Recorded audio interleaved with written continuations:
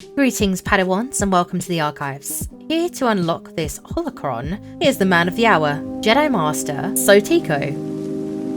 Also got to talk locations, you know, because if I'm getting stabbed right here, I'm wearing that shit, you know, I'm wearing it. But if I'm getting stabbed down the middle, through the spine, and Darth Maul, he was holding that thing in there for some time too, you know. Yeah, it's Jover at that point. He was holding that bad boy in there. End of season 2, they're like, okay, you have to go to the mines and take a bath, and you know this is your quest for the future. Bring me back some bath water. Yeah. Some Bo-Katan bath water. Judah would be all over that. And welcome. Wait, why is it just you and me on the screen? Oh shit, my bad. And welcome everybody. Season 3, episode 1 of the Archives podcast.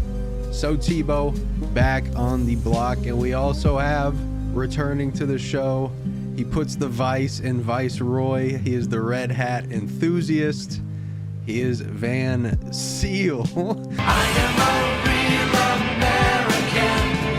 Fight for the rights of every man. And also joining us, making his comeback, like the Undertaker himself.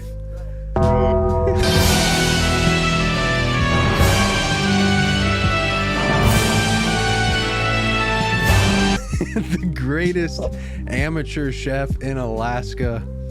We have the Juder, and of course ain't nobody cuter than the Juder. I am your host, Sotika. Just a sexy boy. I'm not your boy toy. Thrawn's back, motherfuckers.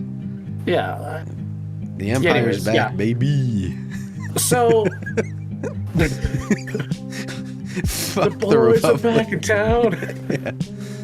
I bet there's so many like pro Empire red hat wearers. They're like, hell yeah, brother! Empire's back. Empire Day, I love it. Yeah. And welcome on back, ladies and gentlemen, boys and girls, to what is probably the final edition of the Star Wars Archives podcast. I am your bartender, your host with the most. Times Magazine, Sexiest Man Alive, 2023 and 2024, defending my title.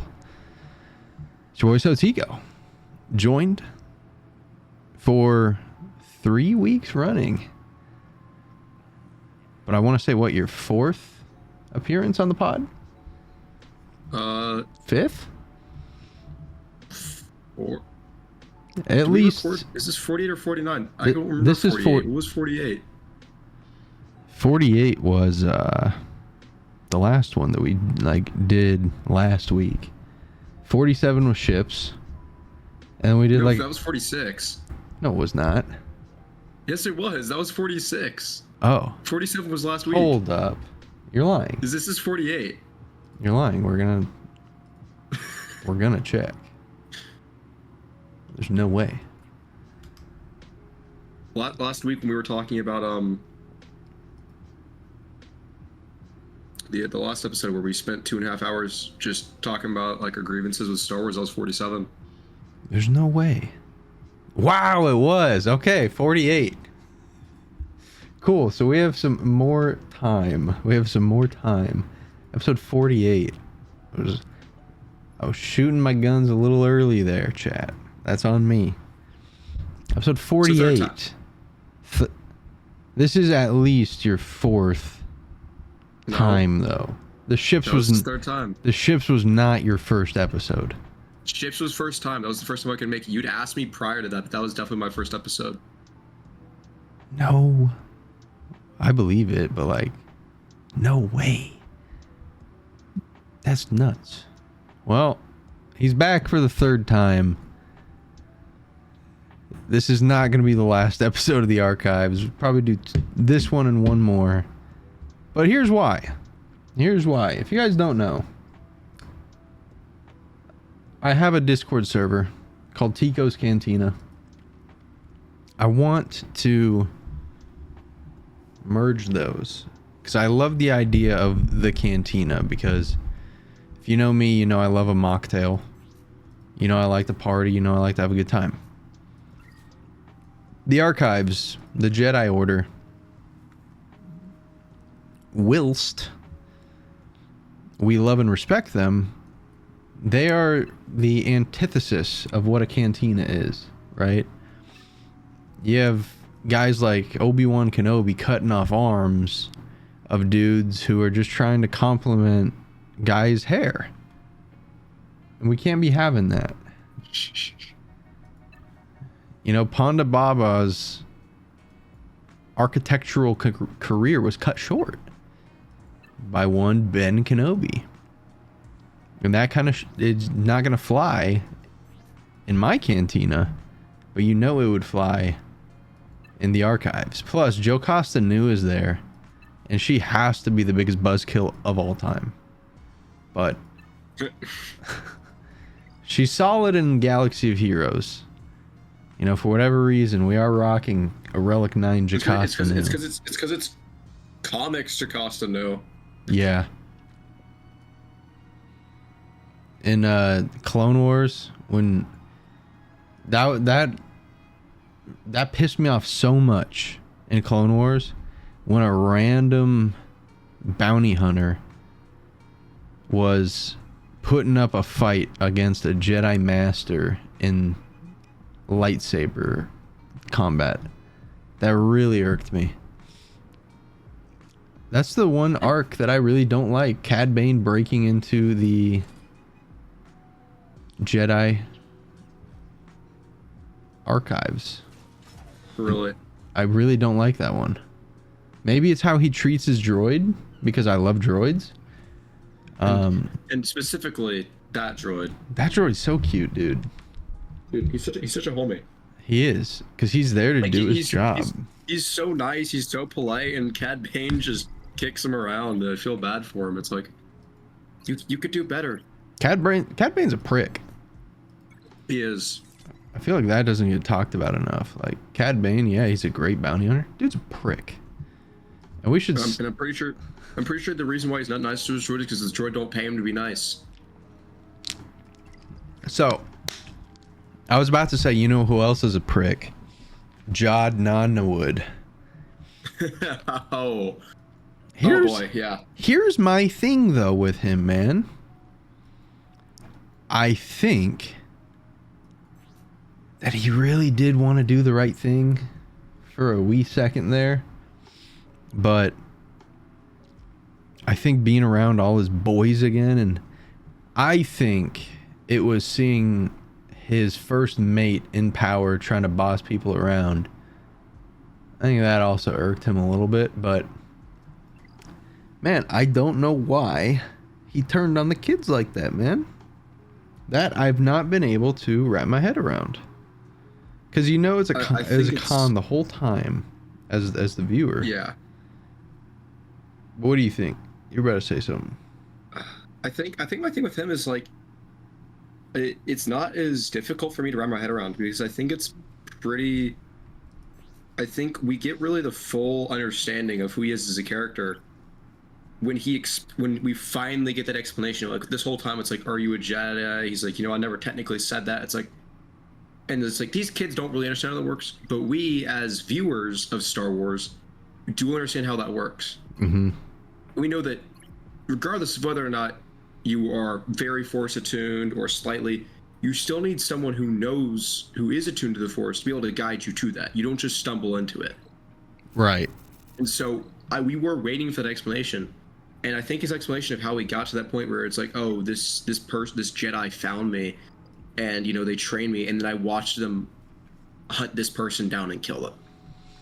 Right? That's like, and just seeing that, like, at the end of the, and just like that from his perspective, at the end of the day, like, it's just about survival. Mm-hmm.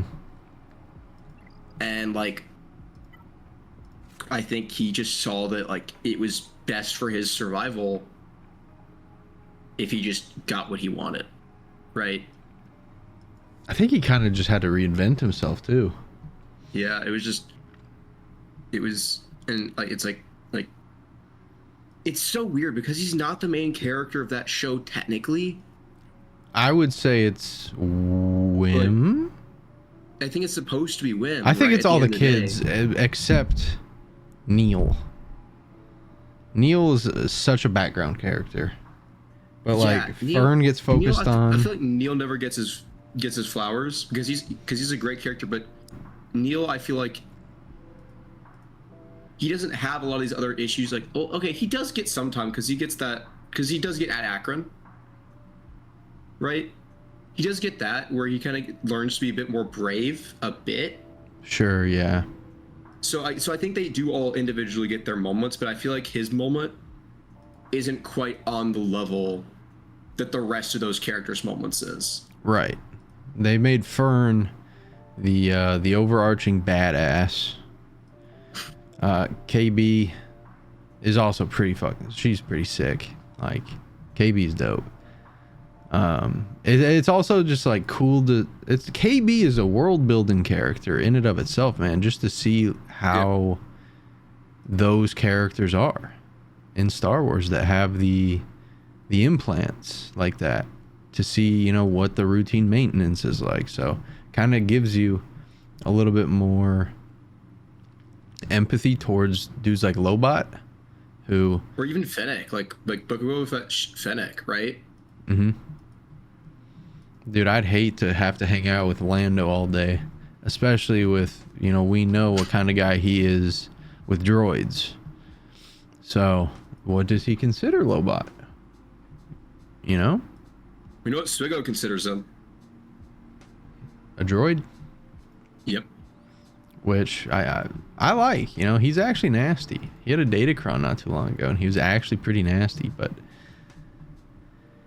I really liked the show, man. It was a fun show, and I think that's what you brought up, is that it helped you, the viewer, see Star Wars through the eyes of a kid again, as it was because meant.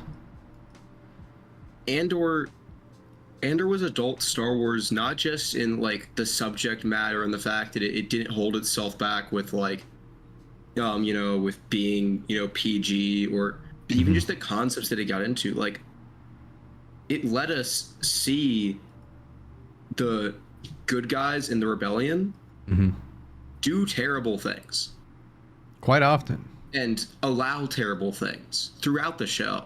Right? That's something we haven't gotten before, right? It's in Clone Wars, Rebels, the movies, right? It is always this like binary good versus this binary evil. Right. And, you know, the dark side versus the light side, which is completely fine. That is the way that the original movies were written. That was the intent, was that there was the good guys and the bad guys, and the good guys win. Yep. And I think that's great because was what was meant to be. And we kind of got back to that, right? There was this belief, even though the show maybe doesn't necessarily, the show doesn't say that, right? The show doesn't seem to necessarily in the same way imply this inherent good and the inherent bad, you know, especially particularly with Jod, right? That he kind of does sit maybe in that middle at times, right? But through the lenses of the kids, there is that good and that bad, that binary reality. And I was like super sick to see. It was nice. And again, you know, with Andor, right? Like the Andor ending, like rips your heart out. Yeah. And it's just sad, right? And like you understand that this was all, in the end of the day, for the greater good and leads to the stopping of the Empire, right? But you know it could have been, and that hurts, right? Whereas with and that story is ultimately closed with Rogue One. Whereas Skeleton Crew, it's left open and it's very positive. It's like they don't try to tie up all the loose ends. They don't be like, well, now they're back to normal life. No, they just let it be. They ended it well. They were like, hey, they left it open, and they said, hey, you can interpret this however you want. I guarantee you that, you know, Marvel does this all the time where it's like, so and so will return. Yeah. I can guarantee you that in some way, shape, or form, Atten will return. I hope so, Those man, characters because like they set up a really maybe only nice in world. passing. Yeah, no, it seems like a really, and I feel like that planet being reintroduced to the galaxy is a really interesting concept. Mhm. I don't know that we will ever get a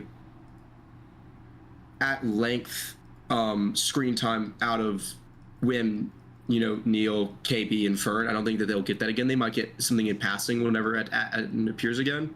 Right.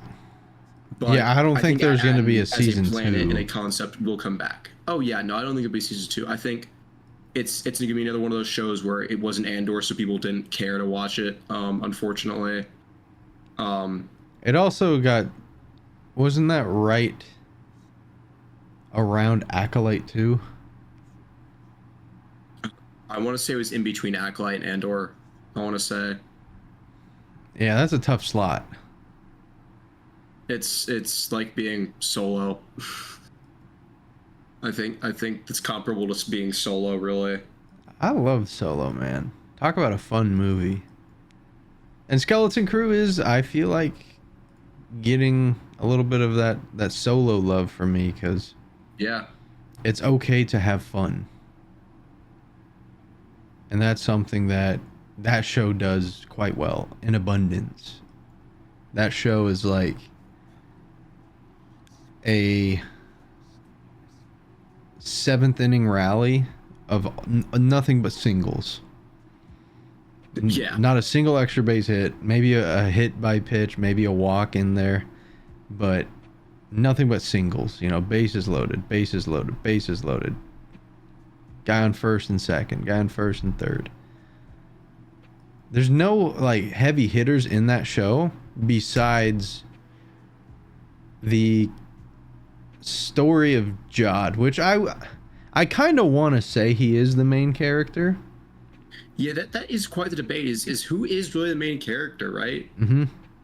Like the show starts. It doesn't technically start with Wim, right? It doesn't technically start with Jod.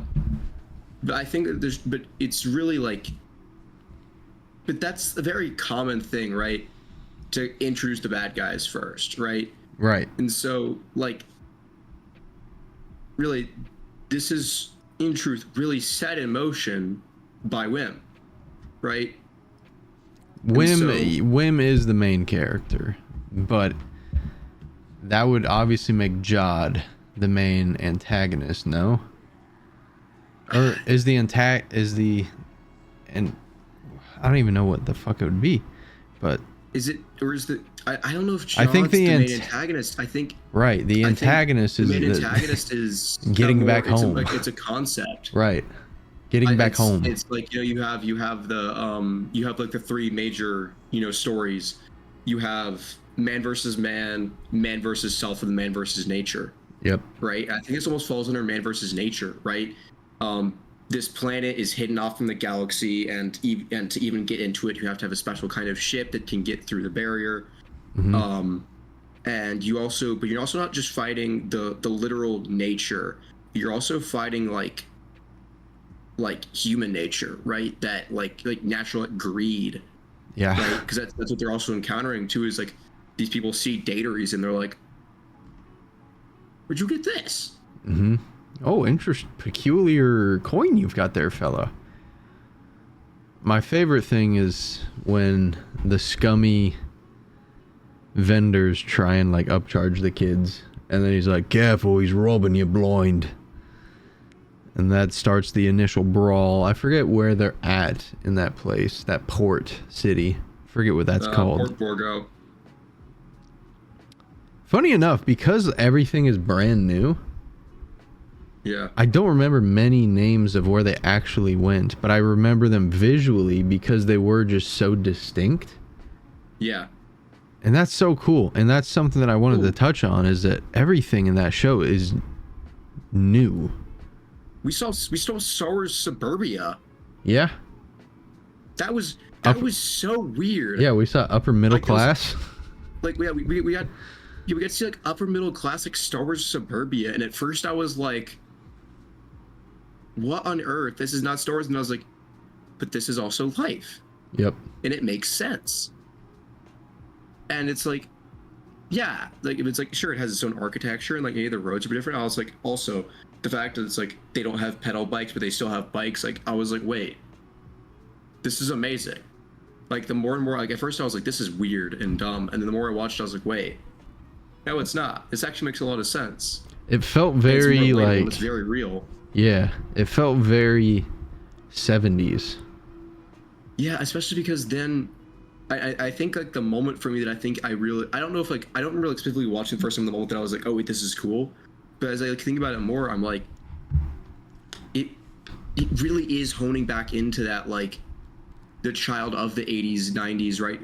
Like the child of the 70s, 80s, 90s who grew up with Star Wars watching it, right? And you know, we see like in the like first episode, like Wim and Neil like on their way to school seeing each other and then just like starting like shadow dueling, right?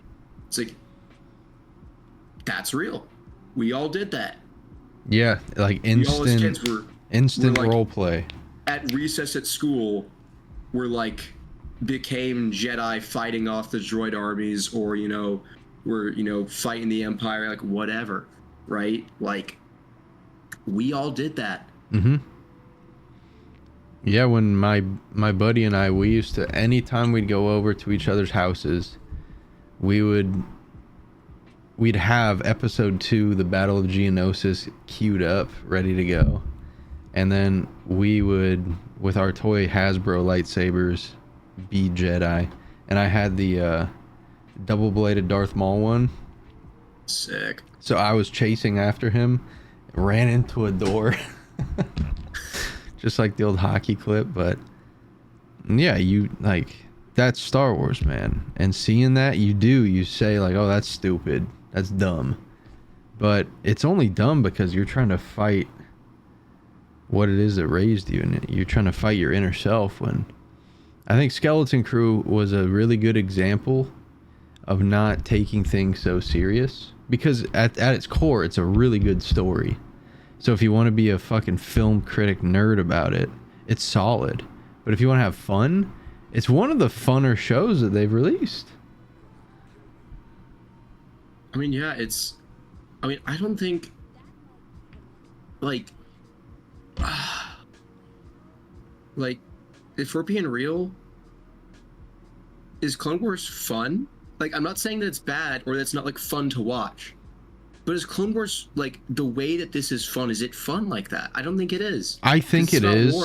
personally, because if you watch it and you're immersed in it and you think, to me, the Clone Wars is like, I know it's stupid, but like in universe, I feel like the Clone Wars is shown on the HoloNet. Oh, yeah. I think... I guess it's a different kind of fun. I guess is what it is. Is that I think what really is, there has not been anything, certainly not under Disney, has there been anything that is fun in the way that Skeleton Crew was fun. Right. Because like, yeah, it is fun to watch like these. I guess the difference is that this was fun without any big characters. Yeah, or crutches. Yeah. Or anything like that. Everything this was had nothing to fall back new. on, really. Right. We didn't even get like, did we get any even X-wing pilots that we knew? Like, I think everything Everything was was a single fresh. person in that show that's been in anything. I was literally waiting for that Carson Teva guy to show up, Yeah. and he didn't. I was like, oh, thank God, you know? Yeah. It's totally It's a big unconnected. Right. Everything was fresh. Everything was new. The only thing that isn't is that Jod, who you probably place him at like 40, 48 in that range, 40 to 49, which would have made Jod the generation after Anakin, essentially. So Jod would have been like 10 when Anakin's at his prime powers in the Clone Wars. So Jod is about Cal Kestis's age, and that's pretty cool to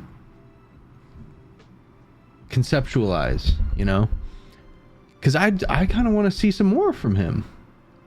He's a cool character, and seeing different outcomes as well, seeing a Jedi not continue the Jedi ways, but also just not become a complete total like dark side Andy, I think is pretty cool.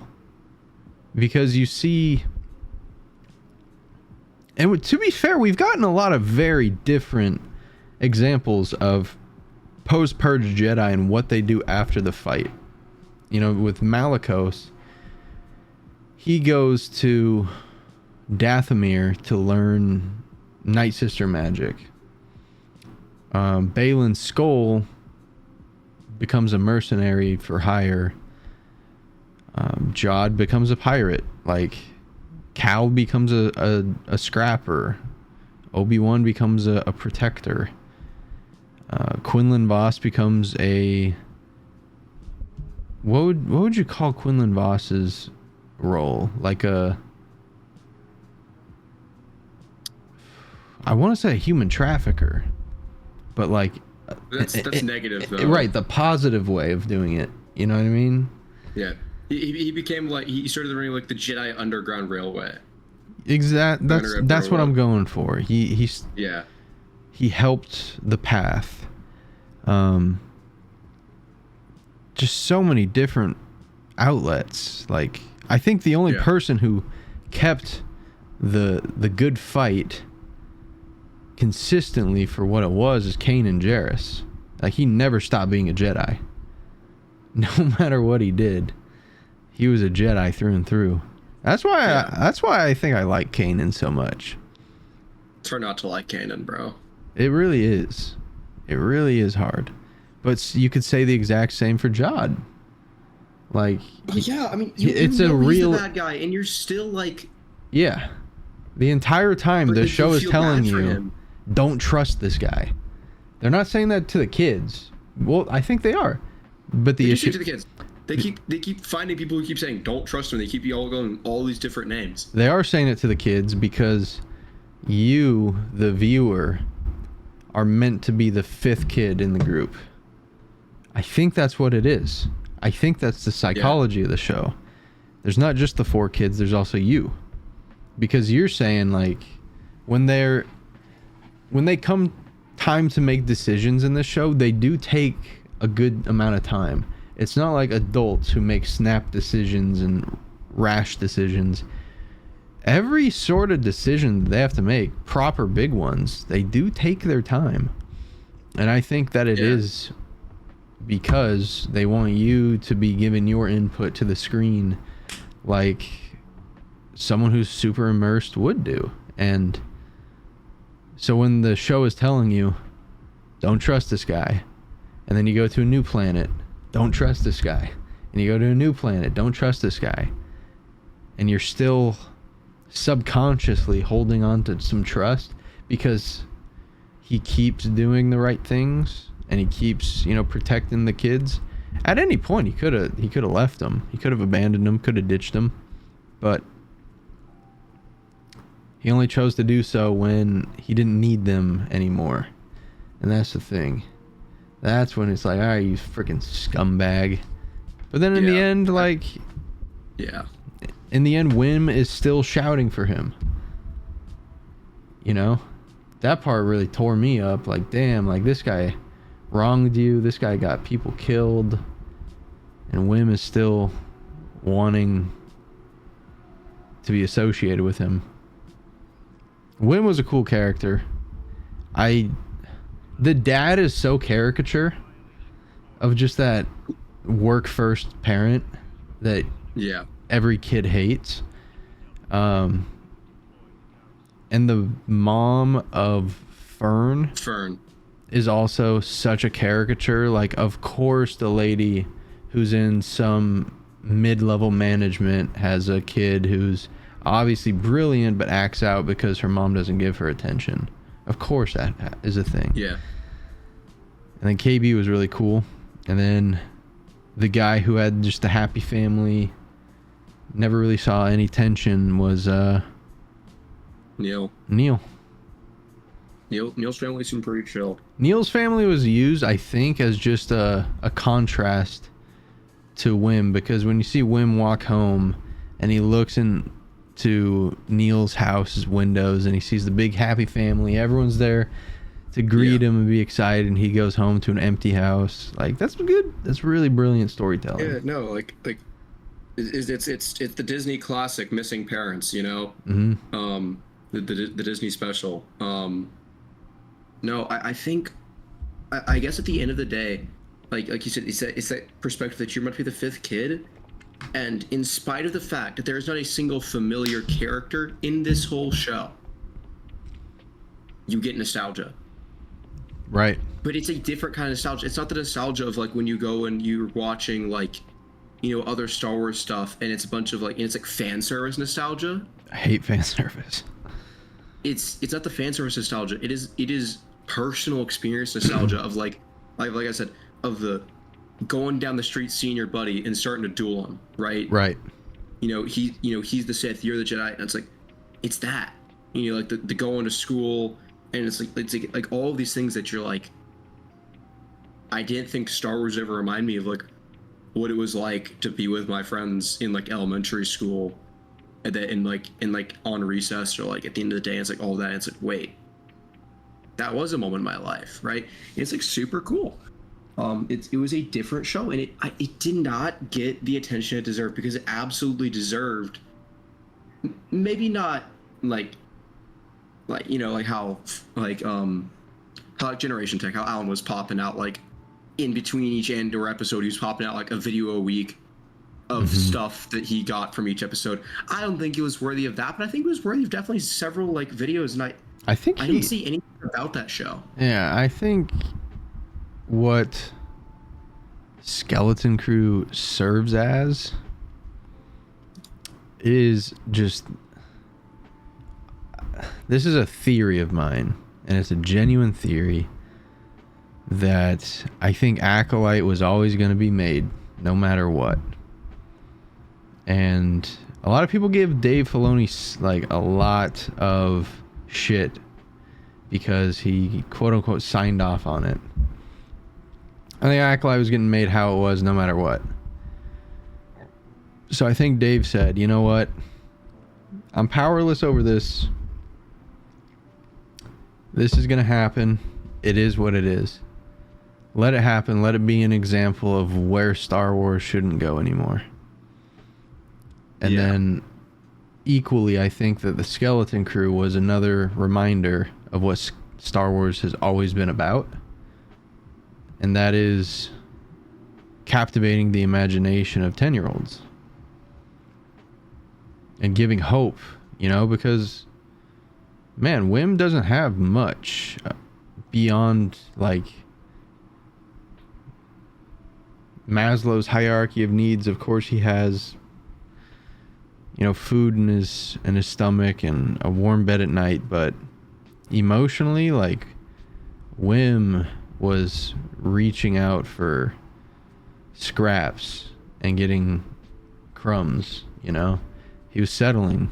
His dad was not present, and I think a lot of kids can resonate with that. And it's just a reminder that, you know, kids need hope just as much as adults need hope. Like, yeah, if you're a parent, of course you have this like stresses of paying your mortgage, putting food on the table, getting your kids clothes and stuff. But those stresses and worries and anxieties are just as valid as your kids' worries and stresses and anxieties that they go through.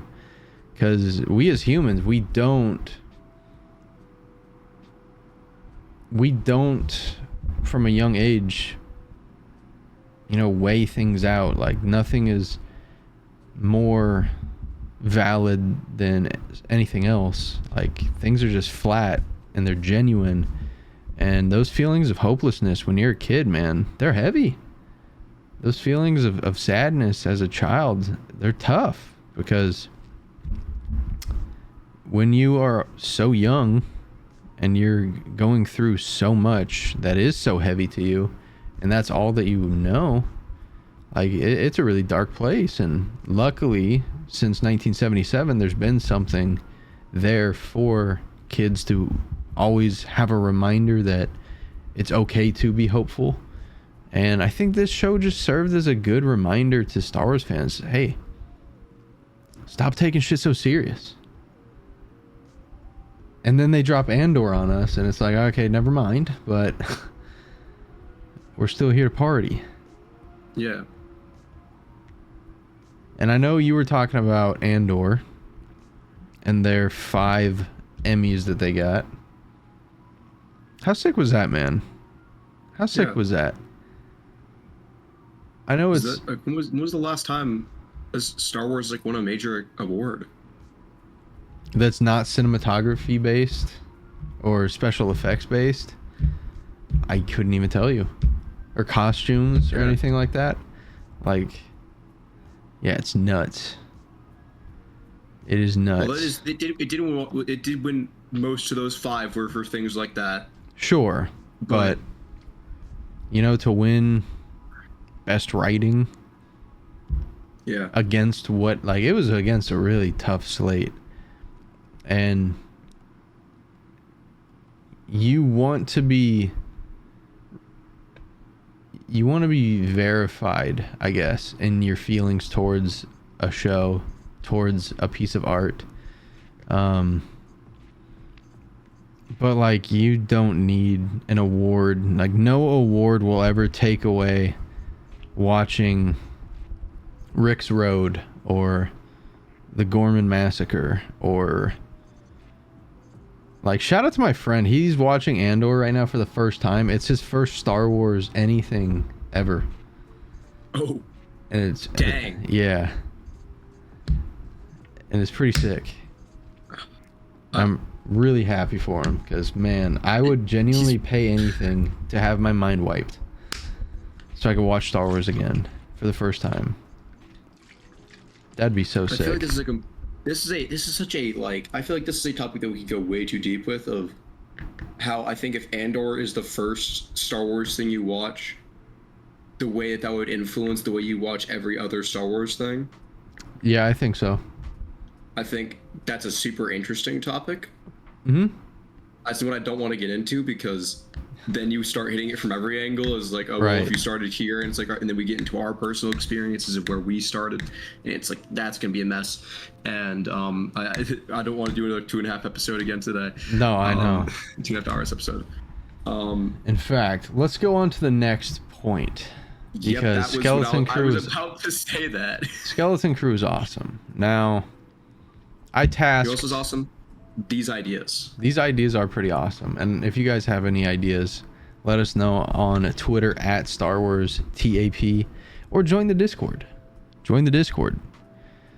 So, I tasked Young Bolter, hey, come up with 3 solid ideas for potential movies/TV shows.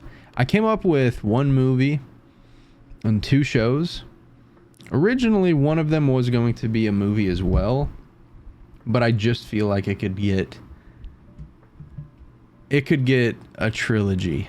But I think it would be better as a show. I forgot movies were on the table. I thought we were doing only shows. Only shows is fine. So all the things I picked were all shows. There's definitely some movies I could, like, totally see me wanting. Mm-hmm. Like, depending on how the final Cal Kestis game is, I would love a Cal Kestis movie. Yeah. He deserves it too, by the way. With Cameron Monaghan getting to get an on-screen Cal Kestis. They do kind of look alike, don't they? Are we trolling? Yeah. Are we rage baiting? Okay. They do kind of look like. So, do you want to be the home team or the away team here? I'll be the away team. I'll start it off. All right, you are in the batter's box. We're going to go. I am Pedro Martinez, circle change, low and outside. Not a necessary analogy, but thank you. All my homies hate change-ups. I love a change-up, especially low and outside. That's my favorite pitch. That is my go-to, like, 3-2 pitch, the 3-2 change. Night.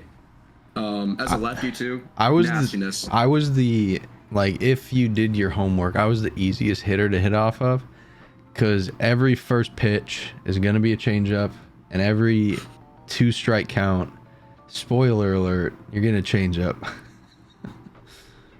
Everything else, Okay.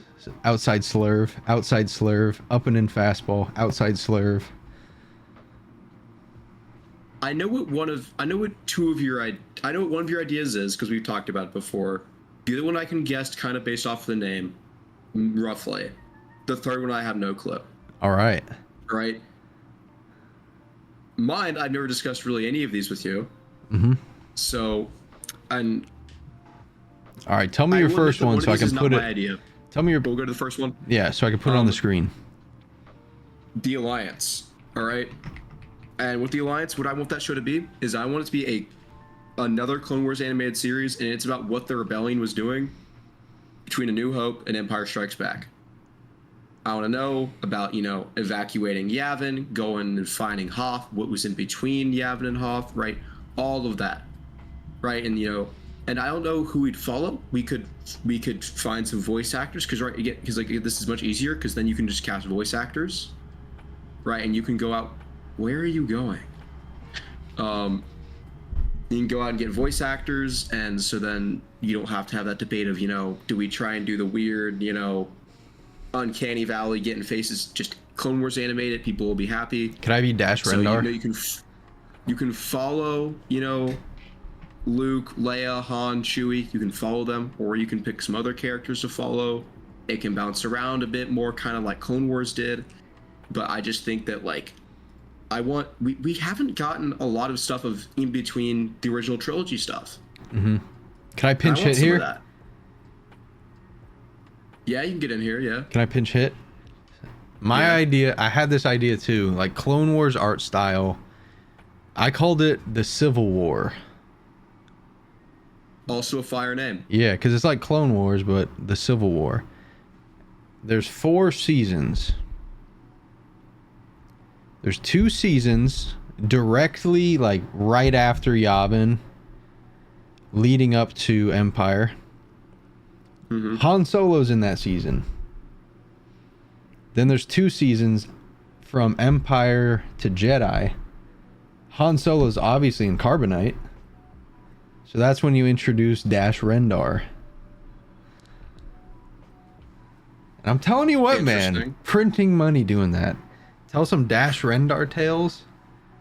Show the setup for Leia adopting the Boosh character. Show where she got that stuff from. Like, I'm just saying, that'd be pretty tight to see both sides of it too, because you could see what the Empire's going on. You could see maybe preparations for Operation Cinder. What's up, Love Star? Are we workshopping a story? Yeah, we're coming up with show ideas for Star Wars, and this is Bolt's first show idea that we kind of have one very similar, and it's called the Alliance / Civil War. But I like your idea of like honing in on the logistic side of the rebellion. I really like that. Yeah, I know we kind of we kind of got it with Rebels, obviously. Mm-hmm. And so, but we didn't get it with our main characters, right? Whereas Clone Wars was with the main characters, right? It was with all of these, big name characters. Whereas Rebels went out and made a new set of characters, and it made an excellent new set of characters, right? So I just think it'd be fun to see that. Clone Wars animation, people love it. They keep making it even better. It's so good. And you if you're gonna put out something in Clone Wars animation, because then you get Dave Filoni in charge of it, right? And we love Dave Filoni. We love Clone Wars animation. I think at this point, because I think that animation style, because I think even though technically Rebels is slightly different art wise, it's very similar, and so I'll lump it in.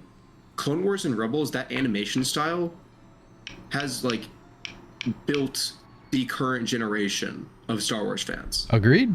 Yeah, Clone Wars, Bad Batch, that is the people who grew up. I mean, it's your Jenny. Yeah, and so I grew up on Clone Wars. You grew up on generation, Rebels. yeah, like my generation, like people my age, like already are starting to get married. Like people that are not much older than me, our parents, right? Yeah. And those people, so like 5 years, 6 years, 7 years down the road, people who grew up on Clone Wars, that I know that grew up on Clone Wars, are going to be showing their kids Clone Wars, and that's been the first thing they want to show them because that's what they grew up on, right? And so I think you've got this like generation of people that is going to forever like associate Star Wars very heavily, equally live action, but also with that art style. Absolutely. Absolutely. It's going to be like, I'm so excited for Maul Shadow Lord just to see where they go with it.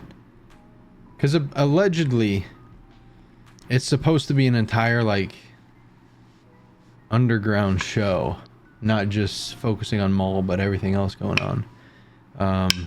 Which I'm here for, and I like that. Love Star in the chat asks, do you guys have your own universe, like a original story? Not at the moment, kind of just focusing on Star Wars at the moment, but as original as it gets is my first pitch, my first idea. 1828 BBY, but we're just going to call it 1828. So how it boils down: a member of the Sith army returns home from war. He's from a very, very backwater, mid-outer rim planet where his planet is 100% neutral. They want nothing to do with the Republic just as much as they want nothing to do with the Sith Empire. Although they are right on a very valuable trade route that could offer sanctuary for one of the parties. So it's a very tumultuous and a very politically active planet. Lots of, not riots, but like lots of large gatherings, lots of marches on the capital just to like get people to understand, hey, we don't want to be involved. That's also a very reliant export planet on farming. Our character's a farmer, and when he returns, his entire estate, his entire village, his entire town has been upended, destroyed, burnt to a rubble from the Sith, from the Sith's armada, because the Sith are growing tired of the reluctancy of this planet to shut up and join their empire already. Along with, you know, his land, all of his livestock were slaughtered, all of his family were killed, and he is a member of the army that did this. Obviously, he's coming from a different planet, coming from a different sector, but it's his people that did this to him.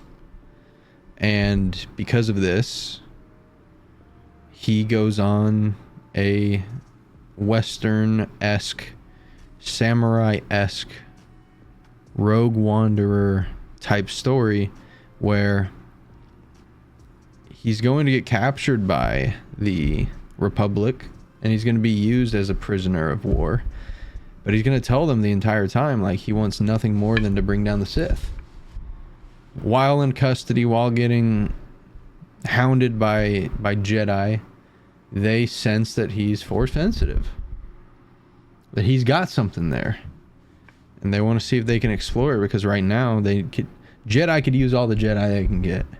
This is pre-Bane, so they're still very much at war, and they still very much need as many guys as possible. And this guy's like upper 20s, early 30s at the latest. I also have a fan cast in mind, so if you want to have a mental image, It's the guy who played Ragnar in Vikings. Travis Fimmel, I think his name is. I think he would just be so solid for it. But essentially, he's going to get a very expedited learning the ways of the Jedi.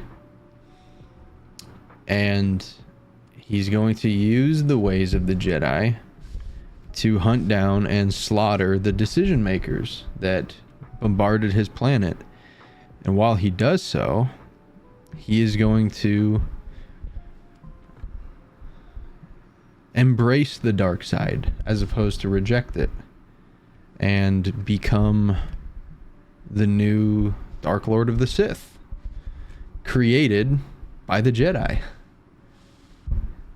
And that's 1828 for you. It's a very Western, very Last Samurai style show. Sir, we have a new follower. Rebel scum. Thank you for the follow. Appreciate it. What do we think, Bolt? This is actually, this is a movie, not a show. This is a movie. And a book that you're writing. I think I am. I think I am. There's a book there's a series I want to write. I want to write a zombie apocalypse book. I've had an idea for a zombie apocalypse book, but like a plane crash during a zombie apocalypse. Like just when you think everything's gonna be fucking fine and dandy, oh, your plane crashes. Because of course it would. If a pilot wasn't flying a plane, like you would not last that long. So I want to do some sort of survival book before I venture back into Star Wars. But yeah, it is an idea for sure that I've had. Because I love spaghetti westerns. Y'all watch anime? Not really. Do you watch anime, Bolt? No, not really. Star Wars is pretty much anime. It's just like...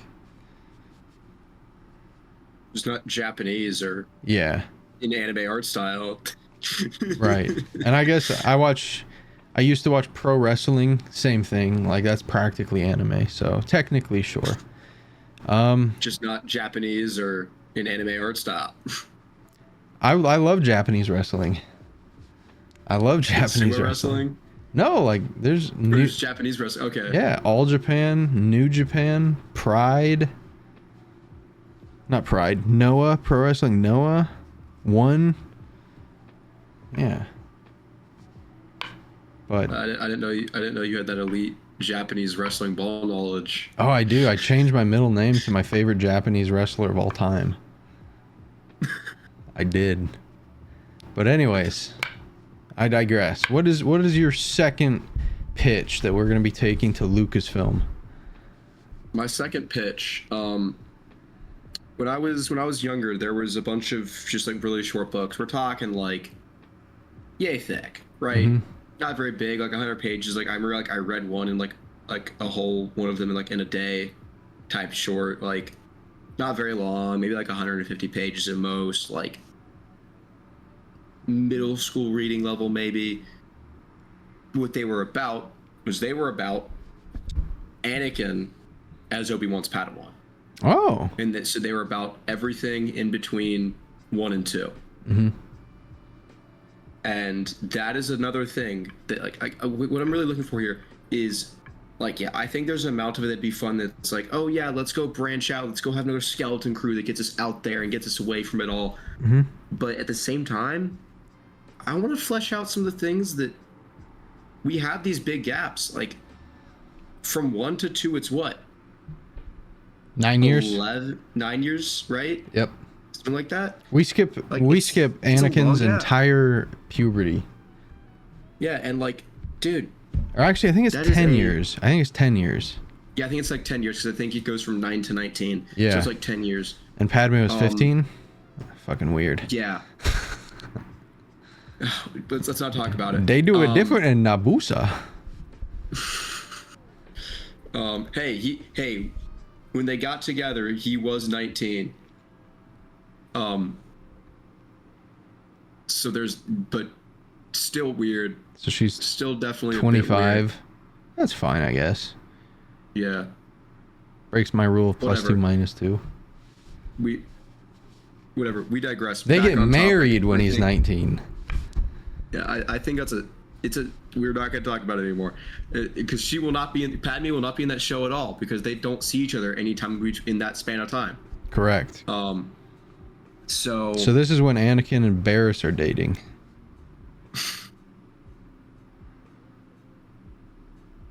don't start that. It's true. Don't start it. They dated. They were together. Dude, yeah, you have to be an oblivious bastard if you don't think that beds were rustling in the Jedi Jedi temple. Absolutely were. Like, Grogu doesn't just exist, especially when there's an old fuck dude and an old fuck woman of the exact same rare race that you literally never see anywhere else. Just happens to be there. No, I don't think there's anyone who doesn't think that Grogu isn't the product of Yoda and Yaddle. We just need confirmation, Dave. We need it Yes, out of the because- horse's yes, mouth. I need. Can you imagine Dave choreographing that? Can you imagine Dave having to write that screenplay? Yeah, like, hey Frank, we need you to come in and perform your puppetry again. We got a flashback sequence for you, Dave. Or what am I doing? You're doing Yaddle, to be exact. Well, Yoda doing Yaddle, to be exact. Exactly. Oh man, that's a mess. But yeah, no, I think that'd be really sick, and I think it would. I mean, it would really, I think, further allow us to build up just something more, right? To give more weight to those movies, right? Give more weight to what happens in Clone Wars. That was the beauty of Andor, right? Yeah. Like, screw it, man. Like everything. Like stupid Star Wars fans can't stop talking about Andor. Andor this, Andor that. Everything comes back to Andor, right? It's like Andor gave us this, like, it brought us this extra context for Cassian as a character in Rogue One, and it makes every decision, every moment for him in Rogue One so much more valuable. And even though we don't get to see that for all these other characters, well, I mean, I've personally read the Jyn Erso book and the Baze and Chirrut book. Do you have you read the Rogue One novelization? No, I haven't read any of the novelizations, and I really need to. You can skip.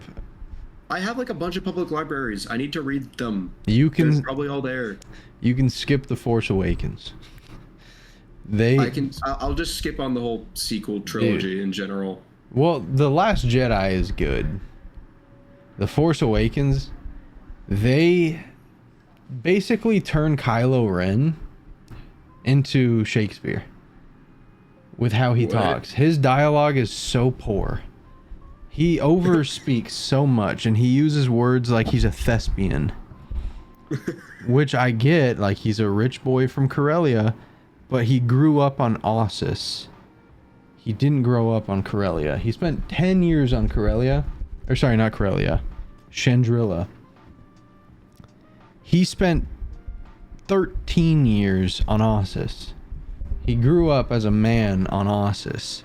So, like, Ben is very much his own person. He does not speak like a pompous, rich idiot. Like, they literally make him sound like the long-haired fuck in Good Will Hunting that's in the bar just regurgitating the textbooks that he's read. You know the guy I'm talking about? No. Have you ever seen Good Will Hunting? Have we had this conversation before? No, I don't think so. If the question is, have you seen insert thing here? Always assume the answer is no. You gotta watch Good Will Hunting, man, because this is a great fucking reference I'm making right here. So, Kylo Ren, he just spews out Harry Potter novels just to say the most simple thing. And you have to remember, like, in certain times, there's a bunch of stormtroopers just standing around here, and he's just aura farming with dialogue. It's so cringe. But I do want to read Rogue One. Kylo Ren feels inherently cringe a little bit sometimes. Like, even in the movies, he feels cringe sometimes. Sometimes, not all the time, but at times, like the way he's just like he just gives off such like I am in love with this celebrity and I praise this celebrity and everything they do with Vader. Well, to be fair, I mean, that's his fucking granddad. Yeah. If your granddad But was the he does coolest it- guy of all time, you would too. Like if your dad, if Like, your yeah. granddad was Nolan Ryan, you're not shutting up about it. Yeah. If your granddad was Randy Johnson or Roger Clemens, you're not shutting the fuck up about it. Yeah, but I guess the thing is like, is he made being the grandson of Darth Vader his personality, which I think is cringe because you also had a sick dad and a sick mom, and you also had force powers. You could have been a very cool person of your own, and you did not be your own person. To be fair, How much of that was his fault? Not really sure. Snoke's a jerk. right. Ben was his own person. I'm right. I got Ben from. I got Ben from. What, 15 years? I got 15 years after the Battle of Yavin, up until 23 years after the Battle of Yavin. So I get Ben for 8 solid years. He's gonna be a cool guy, but Snoke's gonna have, and Snoke does. Like I if you can see the red, like right there, that's Snoke. He's not. Snoke's playing with his food. He's playing with his dinner. He's up 0-2. You know, he can throw some waste pitches. He's got years to cook. But Ben is really cool. I think Ben's awesome. What I decided to do was kind of give archetypes to Ben and Nathan, my two characters. And I know we're getting into the weeds here, Yeah. but we'll bring it back. We'll bring it back. We'll talk about our books next episode, maybe. So what exactly was your second show idea? That was about Anakin just being trained by Obi-Wan. It probably Annie, I- Bo Banny. That's the show name. Because Jar Jar would have to be there. Oh no, I would have called it the Chosen One, man. Yeah, because Like, you know what's what? What's it like being trained as the Chosen One? That's a really good and a really fitting title because Anakin hated that. He And a lot hated of being people- called the Chosen One. But in a lot of people hated him because he was. Correct. They people didn't appreciate like it is always hilarious to me whenever you sit down you sit down and tell people the math that Ahsoka had been a Jedi longer than Anakin technically. Yeah. Like Ahsoka was a Jedi before Anakin was. Like that's weird. Yeah. Because he didn't show up till he was 9, and they gave him the keys to the kingdom because he was special or something, right? And if you're everyone else, you're like, well, that's not cool. That seems odd. That seems weird. Unfair, dude. Like He also skipped all of the youngling training. yeah. He just went straight to being a Padawan, which in a metafiction book or a meta nonfiction book, it's an in-universe book, he kind of does laugh about it. He basically calls everyone else an L nerd because they had to do the youngling shit. It's pretty funny. My second idea is called Ashes of the Empire. Now, you said that you probably know what this is. I'm curious. My guess is that this is either post Endor or post Jakku, and it's probably stories of people who were within the Empire either walking away from it after that and trying to like return to life as normal, or how the Empire like progressed into the First Order would be my guess is where that's going. You're like dead wrong, but I do like that idea. Like you couldn't be further from where I'm at. So Sick. No, that makes me happy because that means I have no clue what's coming, and that's more fun. Ashes of the Empire. For me, I visualized the Jedi Temple being burnt down. Or at least burnt, because it was mostly made out of Duracrete and metal and stuff. So it's not the ashes of the Empire burning; it's the ashes from which the Empire rose and the destruction that they caused. This is it focuses on one single ember of that ash, correct? And it focuses on, spoiler alert, a survivor of Order 66. Here's the kick. Another one. No, Here- I'm kidding. Here's the kicker, though. The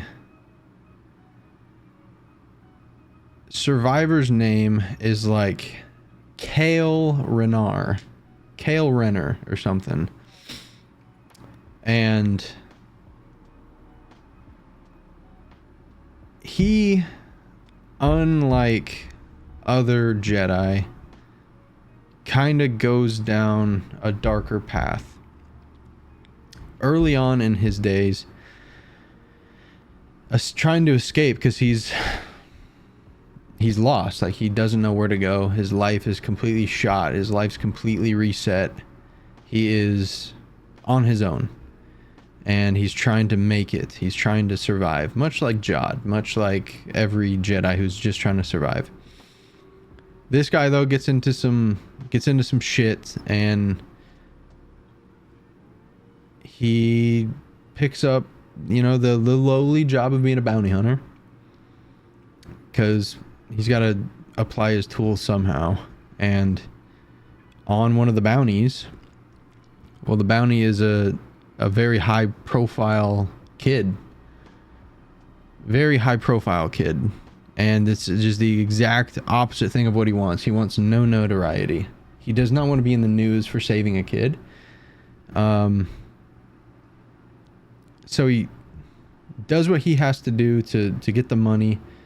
And when it comes down time to making the right decision, he opts to embrace the dark side and do some things that are probably unsavory. And Kale Renner completely loses himself because the dark side just overtakes him. The dark side's already so strong at this time. And Kale Renner goes on to create his own little band of brothers. And he calls them the Knights of Ren. And he leads these Knights of Ren to basically be pirates. To an extent, right? They go around and they just pillage. And he looks for more survivors. And he looks for more Force sensitives. And he gives them the age-old question. Like, do you want to chase... I forget exactly what the question is that the Knights of Ren ask. But it's something about like the blood or the red or something like that. But like, do you want to embrace it or do you want to reject it? If you reject it, you're getting killed. If you embrace it, you have to make an honorable kill. You have to kill an innocent person. You have to kill someone you love. And it's basically a Knights of Ren origin story. You keep saying all of these things, and they all, and like especially that last thing was like the thing about killing someone you loved for like this like purpose of acceptance or whatever. And then like all these things about like, oh, we started as a Jedi, but he has this darker side and he embraces this darker side.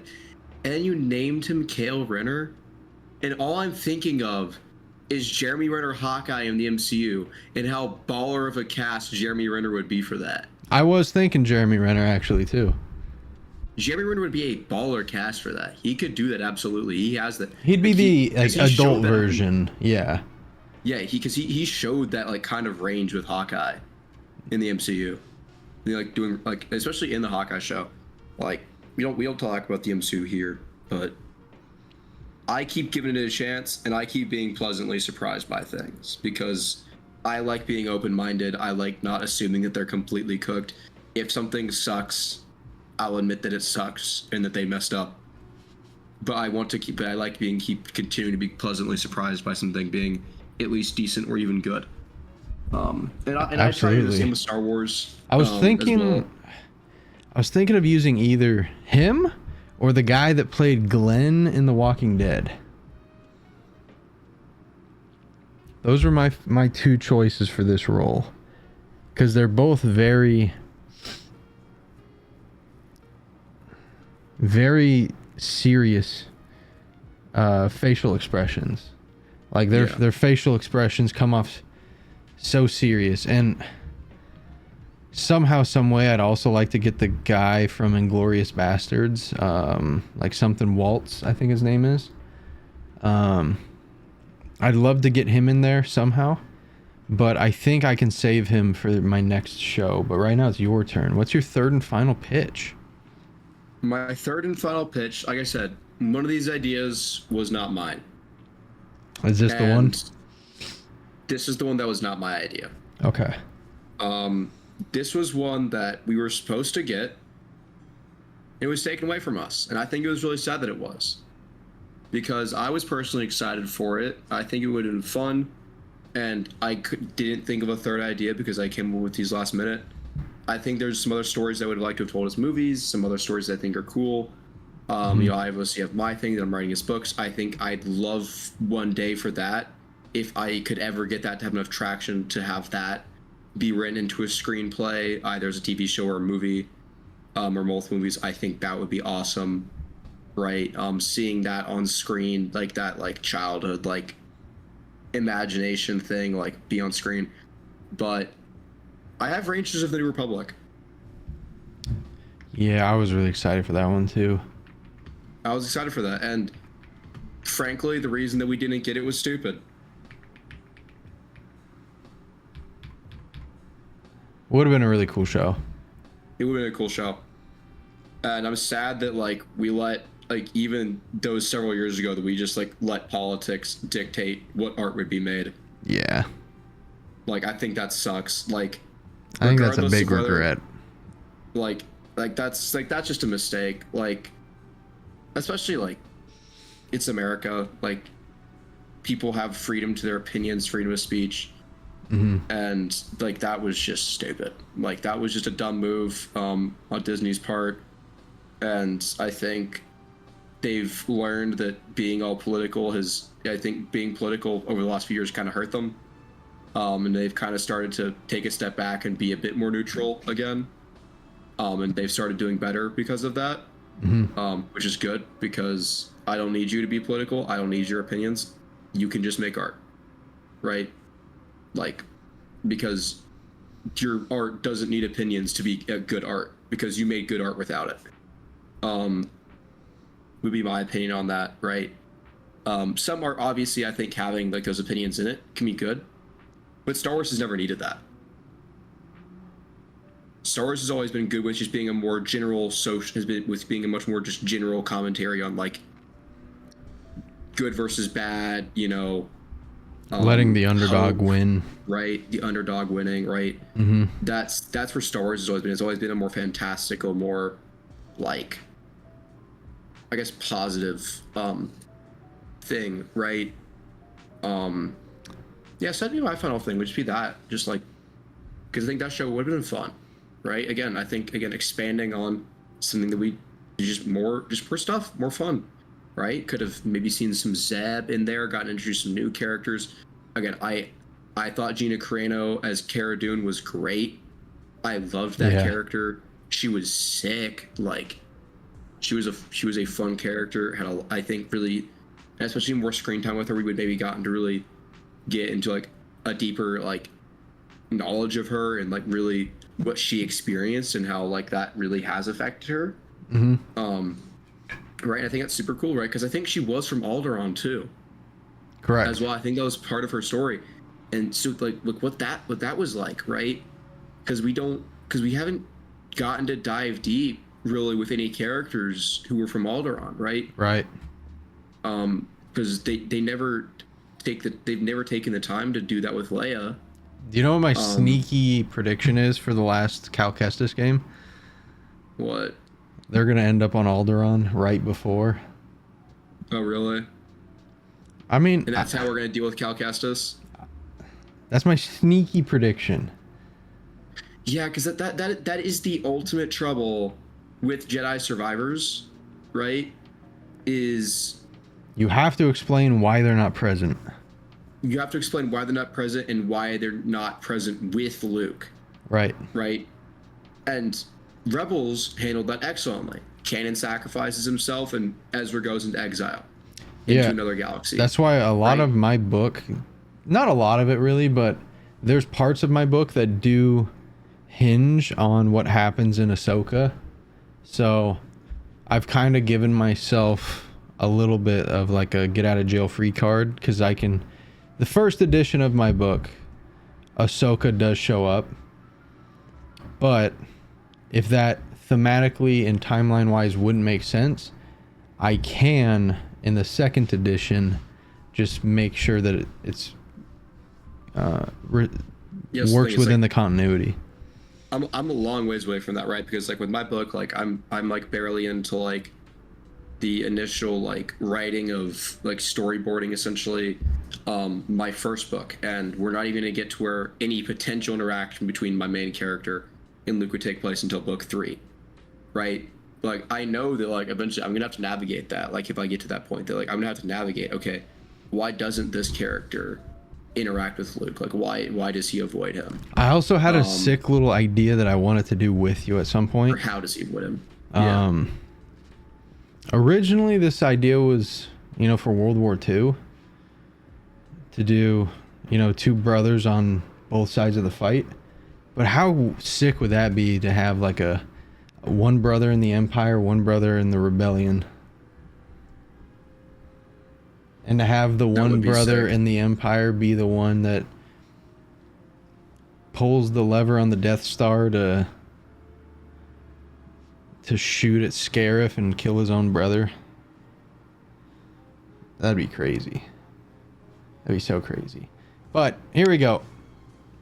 My last pitch kind of goes against everything that Star Wars is. So I need you to tell me who's pitching right now, because I'm up to bat.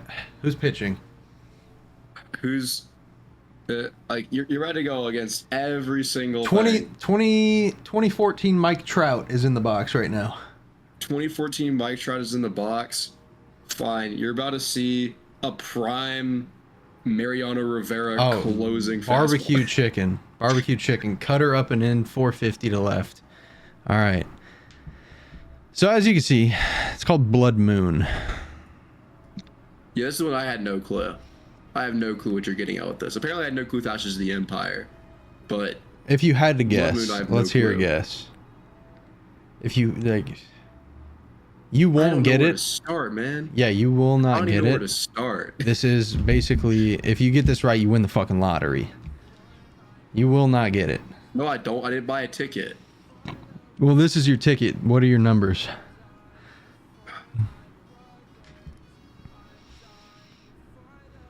I'd say just like more mysticism. I don't even know, man.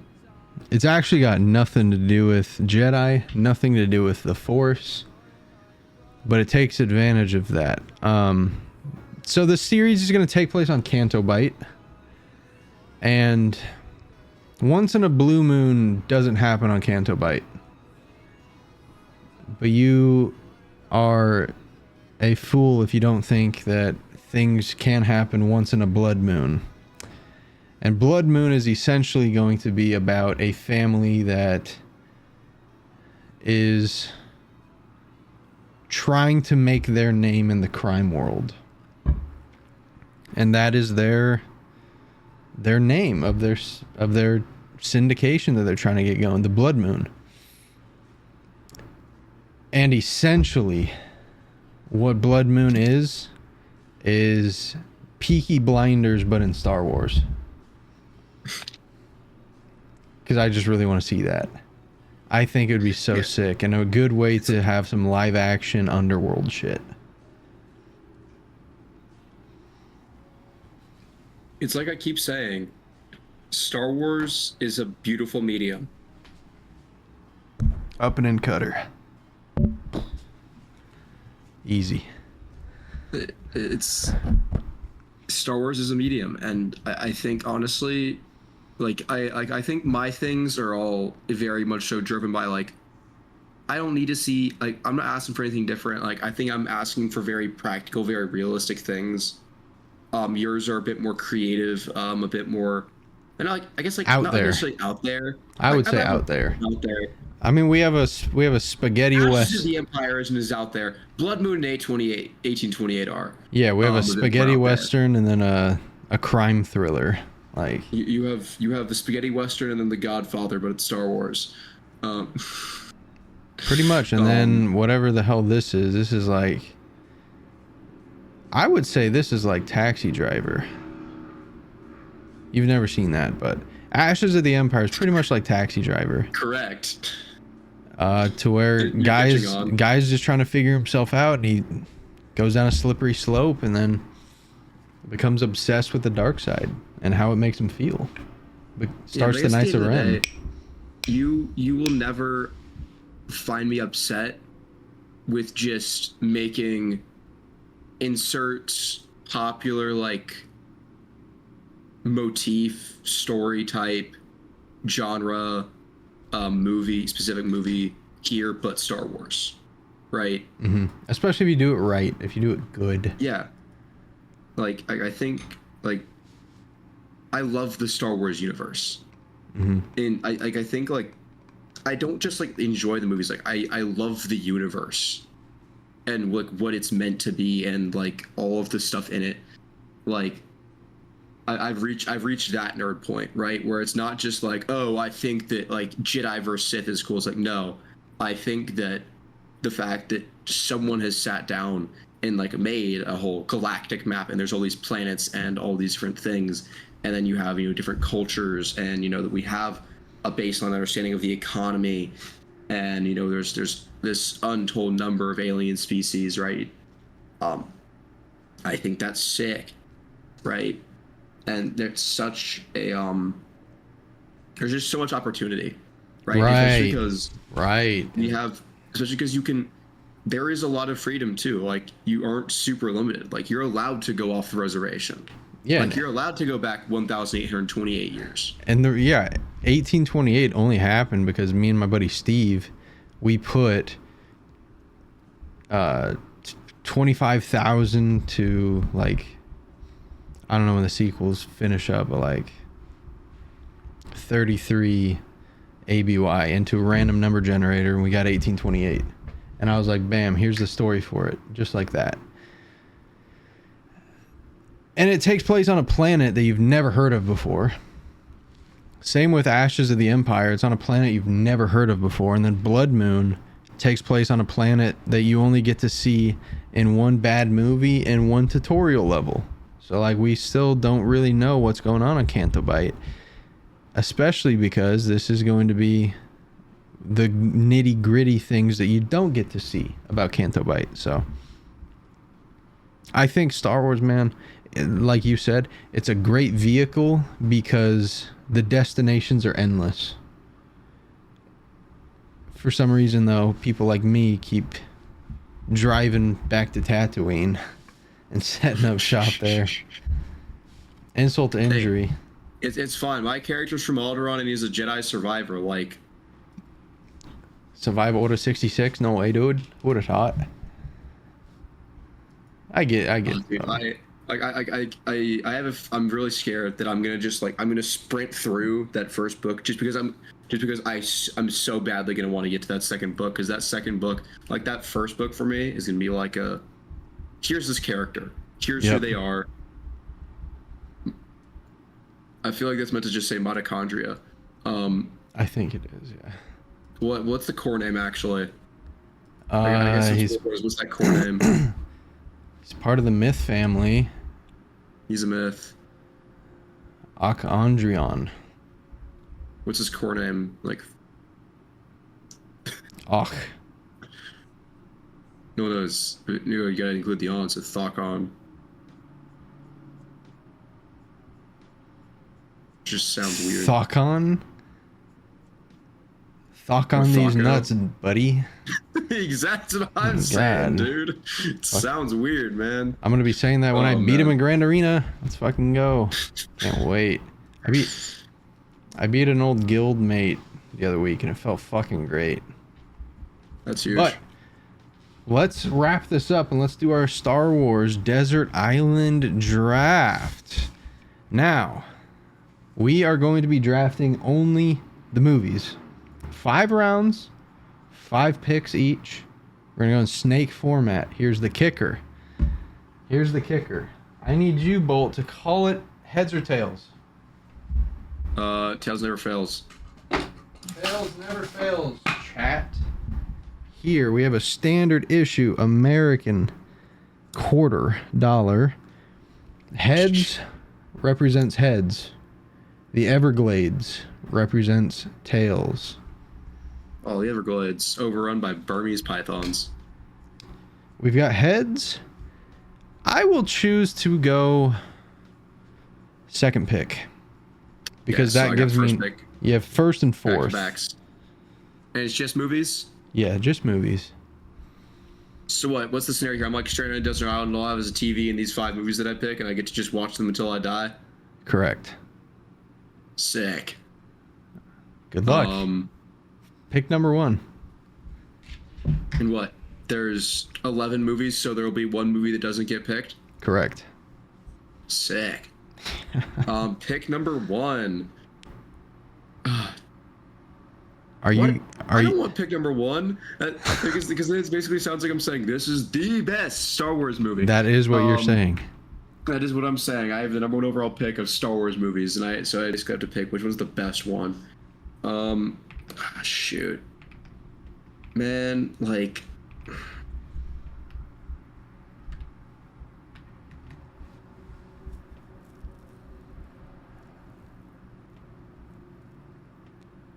Or you can be controversial and take a sleeper number 1. I could take a sleeper number 1 that's just like not going to be expected. I think. You know what? I don't think this is my. This pod's been all about having fun. You know, what's a fun movie that you and I love? I think I'm not gonna pick that as my number 1, and I have good reason for that. And it's because I think for me, well, actually, I'm not gonna tell you what my strategy is because then you're just gonna go in and ruin it. I know what my strategy is. And so, for me,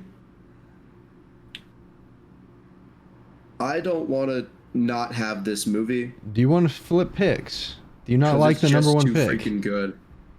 No, I'll take number 1 pick. Okay. It's just what I do after the number 1 pick. Will be very heavily directed by how you use 2 and 3. But I'd say. See, that's really, why really if I had a number 1 pick, and I think my other option for number 1, I feel like you're not gonna take, so I'll still get to have it at number 4. No, I think other way so- around. I think if I had number 1, and if it was hingent upon 2 and 3, I would take a fun one first, get a fun one locked in. That way, my draft doesn't fuck up yours. You know what I mean? You know what? We're gonna send it Rogue One. See, that's what I would have done too. That's what I was talking about. That's what I was talking about. Yes, I'm taking Rogue One first, especially because I still have memory of Andor a little bit. On this desert island scenario, maybe on the plane that crashed, I was watching like the finale of Andor, season 2. How could I do this? So yeah, have fun with 2 and 3. And the order in which you pick it doesn't really matter. No, it does. No, it doesn't. Yeah, it does. You just have 2 and 3. No, it matters so much, dude. Because we're essentially playing Battleship here. We're essentially playing. We are not. Yes, we are. We are playing against each other right now. Are we gonna have the viewers? I'm gonna vote on whose 5 is better, on who they'd rather, on whose movie, which collection, on whose movie marathon to dying of starvation they'd rather be a part of. Correct. Which collection is being taken? I will to block you. I could fuck Don't you you do over so much. Don't you do it. Don't you do it. My draft can be completely decided based off how you use your picks. So my plan may not even be fully formed yet. Chat, do we want to troll? Or just don't troll if you want to win, unless I you're kind gonna of be like, do. let's pick all the worst movies so that we can die watching the worst movies. All right, give me No, don't listen to me. give me Empire Strikes Back. Okay. And fuck, I could troll you so hard, man. What are we doing here? Give me A New Hope. I hate you. That wasn't even the troll that I could have done, man. That's the pick. That was my next pick, though. See, that's what I mean. That's you what know I what? mean. Then You have pick 4 and 5. I pick 4 and 5. Yep. Rogue One going pick 1 is awesome. That's good for the economy. That's good for the economy. You know what? I'm so scared because what you taking those two means is I will have to have a sequel in my back pocket, and that upsets me. No, it doesn't. I hate the sequels. I probably will mean that. No, because you could play politics so bad right now. You could politic this so hard right now. And the thing is you know what? Under no circumstances, like I don't want to metagame this. Like I want to just pick the best 5 movies that are available, right? But at the same time, it's too late for that, my son. I like to win, and so number 4, I think Return of the Jedi. You're a C word. You're a C word. Which one? I'm laying down a bunt. That's crazy. That's crazy. Let's see. Chat, this guy fucking sucks. And then see, this is the tough pick because I'm torn between two things because I'm torn right now. Oh, you lucky dog! You got pick 6, 7. I'm do. sorry. You can execute me now. But anyways, man, I'm torn between two here. I again could play the like what do I want to have or the what do I think will win. I also do want to have this movie, and you know what? I'm not afraid to admit that this movie is in my camera roll. How it got in my camera roll, I don't really know. The whole movie is in your camera roll? The whole movie is in my camera roll. All 2 hours and 20 minutes of this beautiful movie. Oh, you're just a bastard sometimes, you know, man. That we Yeah, you don't need a show. We know. like to call Revenge of the Sith. Yeah, so you're just a bastard. Like, what are we taking here? What is the order and the structure here, man? I could have politicked. You ruined all hope and order of structure when I took Rogue One and you took A New Hope and an Empire Strikes Back. Yeah, and all structure was lost. I could have trolled and taken A New Hope and Revenge of the Sith, and you just have a random Rogue One movie. Like,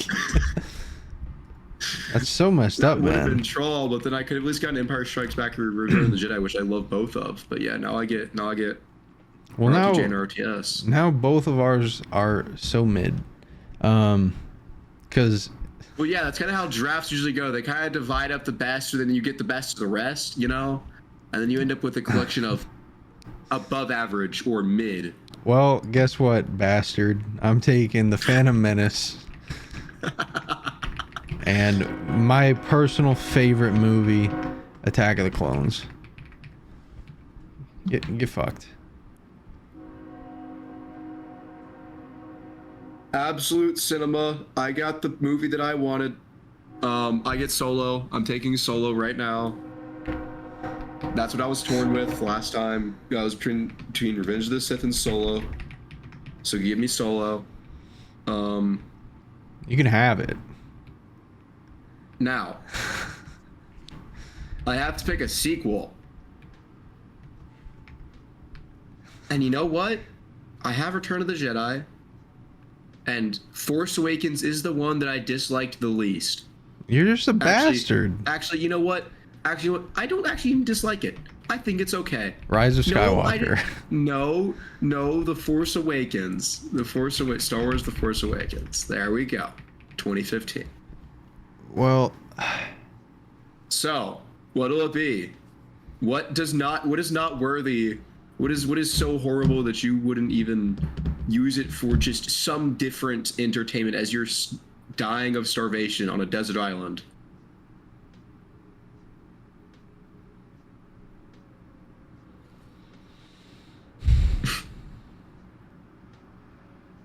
This is actually the worst pick to have to make. You know what we're really looking at when we watch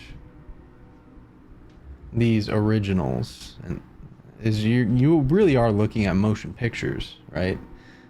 You're looking at motion pictures. We can get into the politics of defining it, TV show, movie. I'm gonna go Andor. I'm gonna go Andor.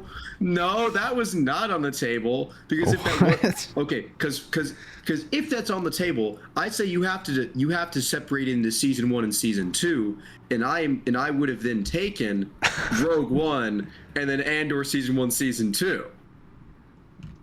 Or if you take season 1, season 2 of Andor, then I just go and take A New Hope, Empire Strikes Back. So you're not taking Andor, you're taking Rise of Skywalker, The Last Jedi.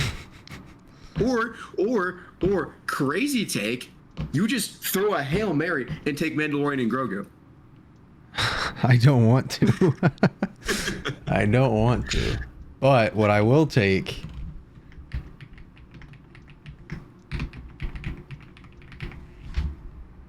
Let me get the gauze. That is also an acceptable. Let me get the gauze, bro. That is also an acceptable Hail Mary. Hell yeah. I that movie's gonna be sick. It's got Ryan fucking Gosling in Star Wars. Like, I don't care if it's bad to anybody else. I will enjoy the ever-living shit out of it. Fair enough. But if I had to pick from those two, fuck me, man. Yeah, this is... hey, it's fine. Actually, no. This brings your average down way more than our average gets brought down.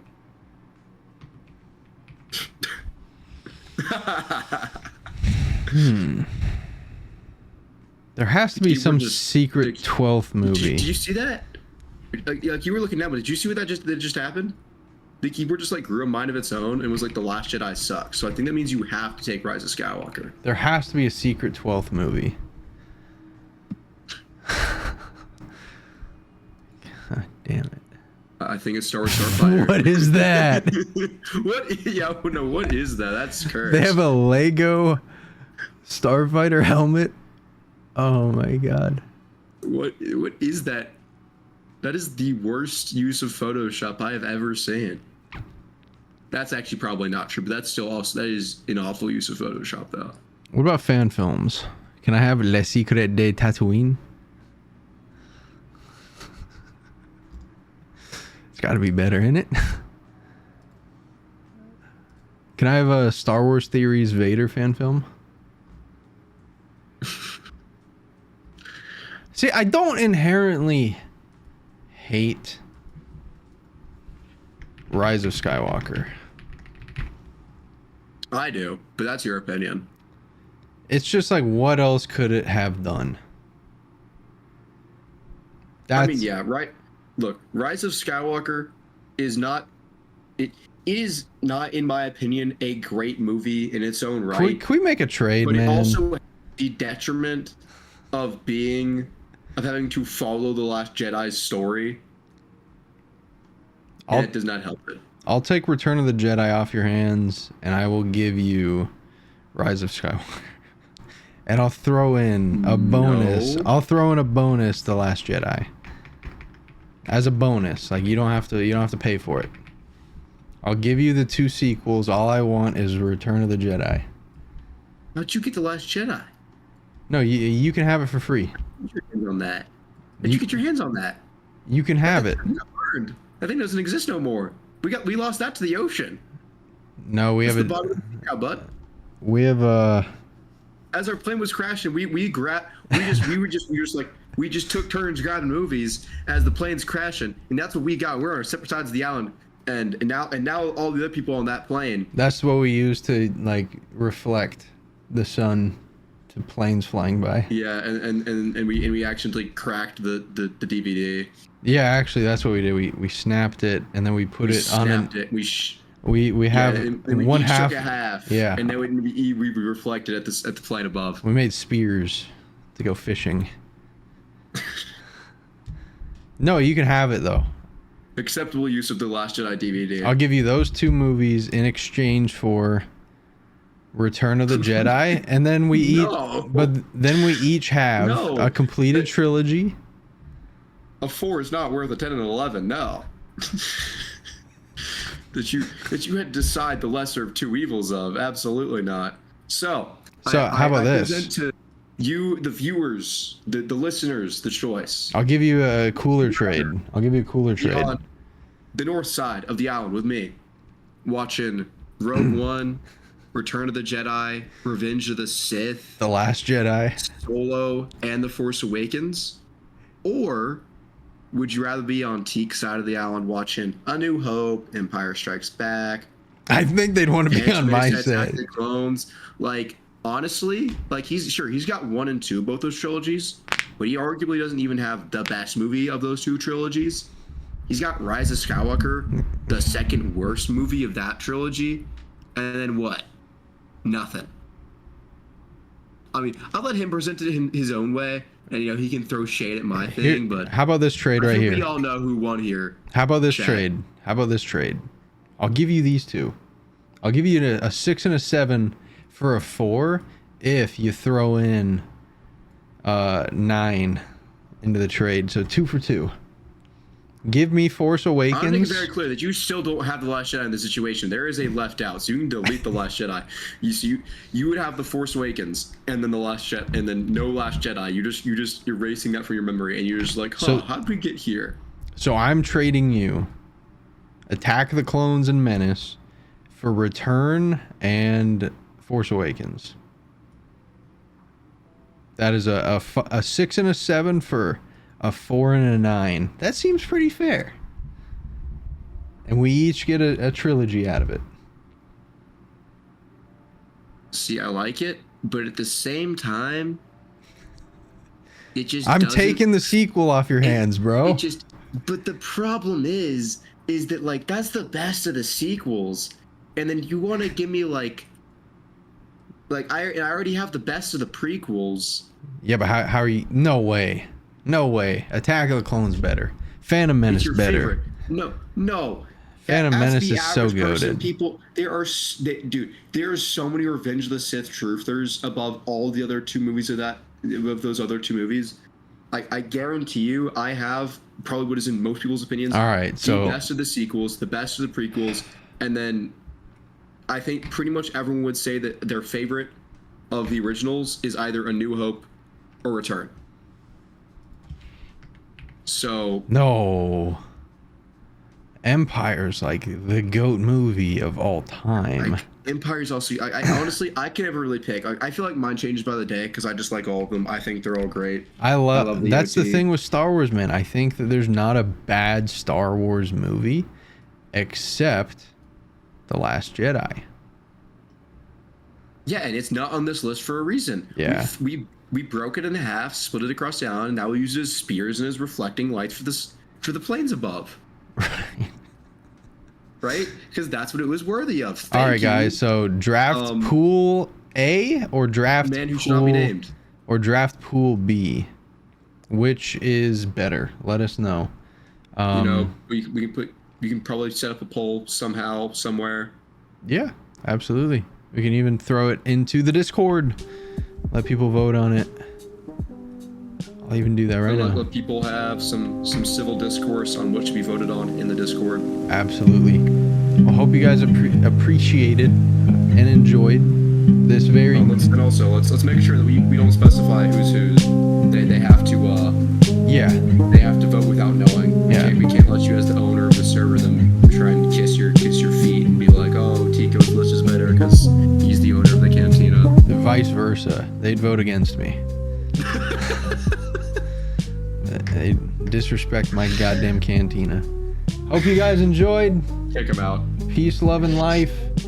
We'll Yep. catch you next time on the last ever edition of the Archives podcast, number 49 next time. So 49 for real. This For is, real that. this For is real next 48. time. Yeah. This is 48. This has been 48. See you guys next time. That one's on 49. me. My bad. Have a good one, guys. Peace.